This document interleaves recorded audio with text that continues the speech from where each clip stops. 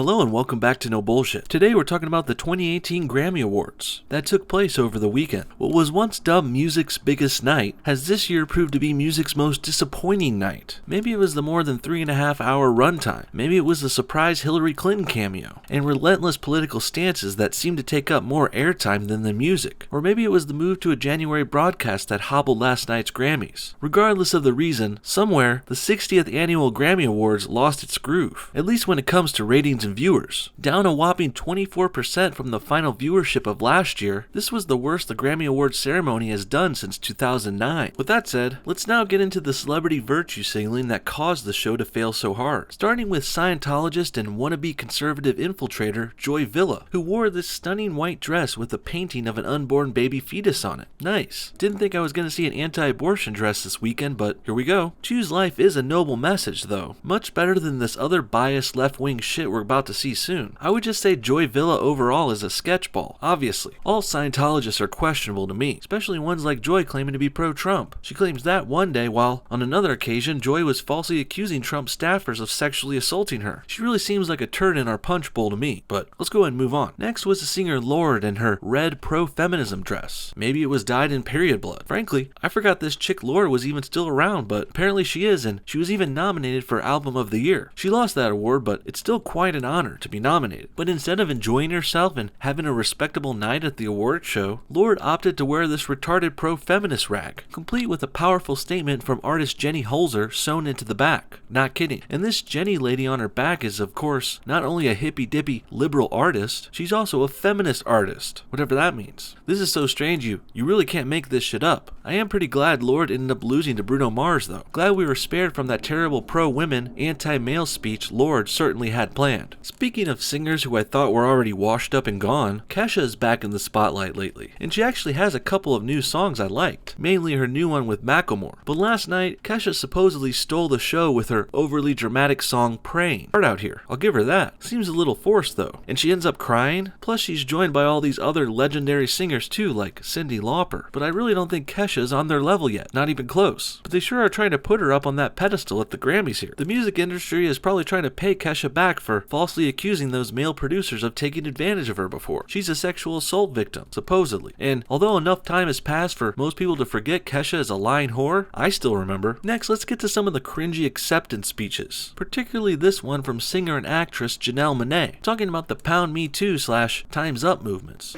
Time's up for harassment of any kind, and time's up for the abuse of power. We also have the power to undo the culture that does not serve us well.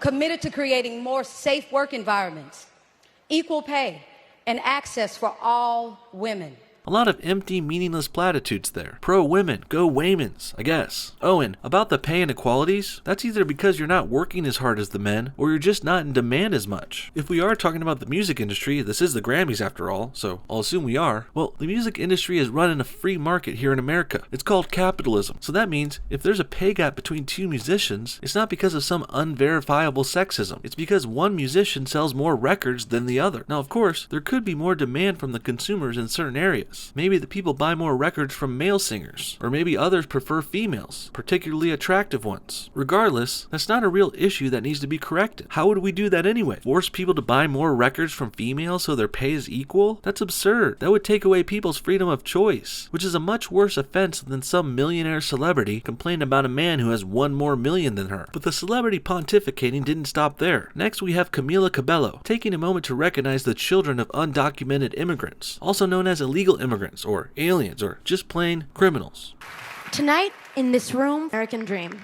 Really hammering in that dreamer's bullshit, huh, Camilla? Yet another euphemism the left uses to push this pro-immigration crap. Hell, it's past even just pro-immigration at this point. Now they're straight up advocating for illegals, for crimes, for illegal activity. Camilla and her puppeteers are saying we should just abandon our current laws on immigration and continue to not only let in people illegally, but also allow them to stay here illegally, indefinitely, all the while sucking off money and resources and jobs from law-abiding, tax-paying Americans. This is fucking sick, and I love how they get this this young, sexy Puerto Rican princess Camilla here to advocate for this bullshit. Look, Camilla, if all the immigrants coming in were hot mamacitas like you, who can also sing and work hard for themselves, well then I think this wouldn't be such a big issue. The truth is though, most of these illegals coming in are coming in to do more illegal deeds, like stealing or drug dealing, or worse, other messed up shit. Needless to say, most illegals aren't gonna look or act like Camilla. They're gonna look like Jesus here, and they're gonna try and steal your car. And if not that, they'll at the least definitely be taking some of our jobs. Next we got the singer Logic, who delivered yet another inappropriate and fart-sniffing pro-immigrant rant. I love this hippy-dippy let's save the world shit celebrities try and spout off to sound next level, enlightened, or in the modern vernacular, woke. Logic is trying to sound woke, but what he's just said is utterly retarded if you think about it. First he waxes poetic about a world that is not equal or just. No shit, Logic. There are different places, different levels, and different peoples all over the world. Who said everything was supposed to be equal? And even if we wanted some sort of worldwide equality, there's no way to even do that. Now, I know you're trying to be all Marxist and multicultural here, Logic, but you're starting to sound like a fucking communist. If you really want people to be equal, then maybe you should donate some of those millions of dollars you're making to the people, so we're all equal. Hey, look, I can rhyme too. Yeah, let's start by equalizing your paychecks, and your playtime on the radio too. Why not? Logic has played way too much anyway. Let's get some more diverse, independent artists out there. Thanks, Logic. Great idea. Unfortunately though, what you're advocating for is gonna hurt you as a white man in the long run. Next, Logic says America should let in any immigrant who seeks refuge. Any refugee from across the globe, you say. I don't think you thought this one through, buddy. If we just let everyone into America, this country is gonna turn into a shithole, like Haiti. You gotta know this, Logic. Come on. Massive, unlimited, unchecked immigration is suicide for us. I really don't get the logic behind this. Pun intended. The only reason I could think that left-wingers want this is because they want the votes from these illegal immigrants coming in. There's literally no other upside. Not for us, the people. And of course, let's not forget one more thing about Logic here. The song he just performed before this speech was all about suicide. Even the song's title being the phone number for suicide prevention. Can you really get more virtue signalery? If you couple that with his pro-immigration stuff and suicide prevention, pro-immigration, it looks like we got a twofer here. Now, watching the Grammys, you might have noticed the abundance of minorities out there, and in turn, the lack of white people. I guess this is the way things go now with these sorts of shows. And I wouldn't say I'm necessarily offended by that. If there just happen to be more talented singers and performers who are black or brown, then so be it. That's not a big deal to me. There's no need to force in some white nominees, like how the blacks suggested they do at the Oscars with that Oscars so white nonsense. No, I wouldn't play those games if that was the case, but this wasn't done organically here at the Grammys. They weren't trying to pick the best people regardless of race. No, it's pretty obvious they were picking minorities and not picking whites because of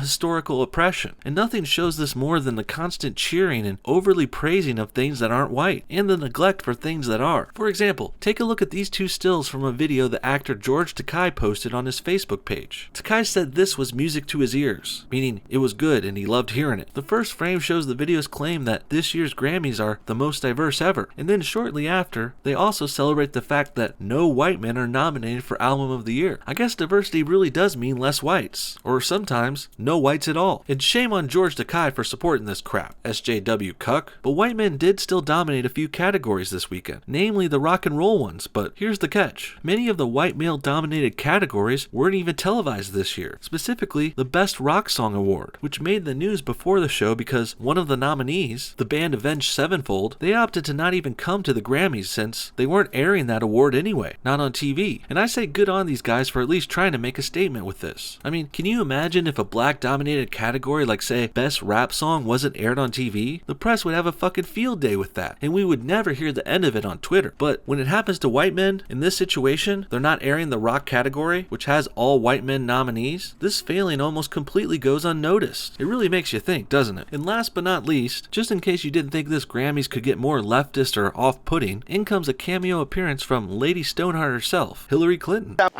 That's a scary looking grimace right there. This is the face that haunts my dreams at night. I'm not kidding. I've made so many videos and tweets about the Clintons by now, I'm kind of afraid they might Seth Rich me one night. Disappear me, you know? Suicide me. It's a real concern, but I digress. In the end, this year's Grammys was an out-of-touch embarrassment, and the winners ended up being rather hypocritical, especially considering the message they push over and over again. You see, while they're all trying to be pro-women with this Me Too and Time's Up bullshit, the only female winner of note this weekend was Alessia Cara for Best New Artist. Bruno Bruno Mars swept up most of the awards, and Bruno is, of course, a Filipino, in case you didn't know, for all those thinking he might be black. No, he's half Filipino, half Puerto Rican. He just tries to act like he's black. With all that said, I think it's fair to say all these left-wing politics, filled with anti-white SJW messages, plus a Hillary cameo, this is all what led to this year's Grammys getting ruined. And this shows that not only the awkward and terrible show, but also the ratings. What do you guys think? Should celebrities keep their politics out of these award shows? What did you think of that anti-abortion dress? And what about that awful Hillary cameo? Comment your thoughts below, and thanks for watching No Bullshit. See y'all next time.